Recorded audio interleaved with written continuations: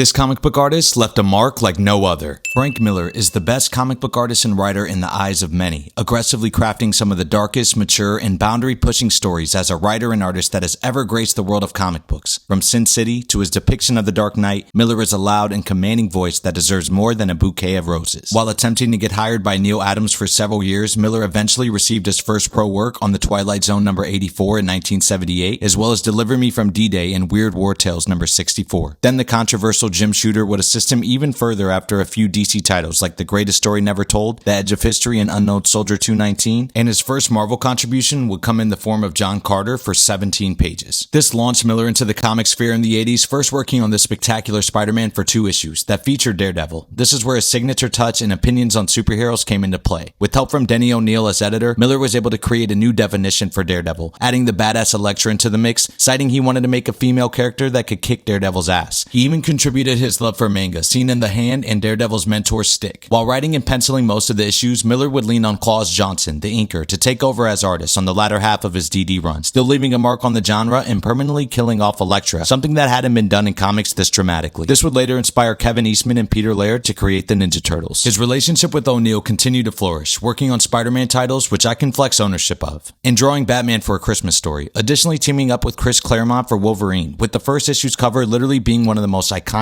Wolverine pieces ever. Additionally, we see the birth of his creator-owned work, Ronin, fully stepping into the manga style that Miller loves so intently and has explored further with Philip Tan. His work on The Dark Knight Returns was extremely impactful and prolific. I had the pleasure of studying this book among others like Mouse in school. I learned that his writing convinced readers that comics could be taken seriously as a medium, and totally redefined Batman, aging Bruce to an older, broken interpretation of the Caped Crusader that set a new standard for the literary and artistic evolution of comic books. Through the 80s, he continued to contribute to iconic titles, returning to Daredevil with David Mazzucchelli on Born Again, the darkest Daredevil story yet, and working with Bill Sienkiewicz on Love and War. David Mazzucchelli would return as artist for Batman Year One, a title that's just as prolific and influential as the last, and truly deserves its own video for more reasons than one. His work in the 90s doubles down on everything he did in the last decade, from Hard Boiled to Big Guy and Rusty the Boy Robot with the talented Jeff Darrow, and returning to Daredevil on The Man Without Fear with John Romita Jr. But it's Sin City and 300 that further cemented Miller's name into the Mount Rushmore of comic book artists. The noir and chiaroscuro style in Sin City is nothing short of perfection, with unusual mediums at play, like using toothbrushes for its splatter effect. The storytelling is clear and mature, and he faces no limitations when it comes to pushing the boundaries he always dreamed of. 300 is a war epic painted by Varley that beautifully captures Leonidas and the aesthetics of an ancient battle, with high detail and gorgeous large-scale settings. Frank Miller's work prior to the 21st century is nothing short of boundary pushing, creating a world for what comics can truly be.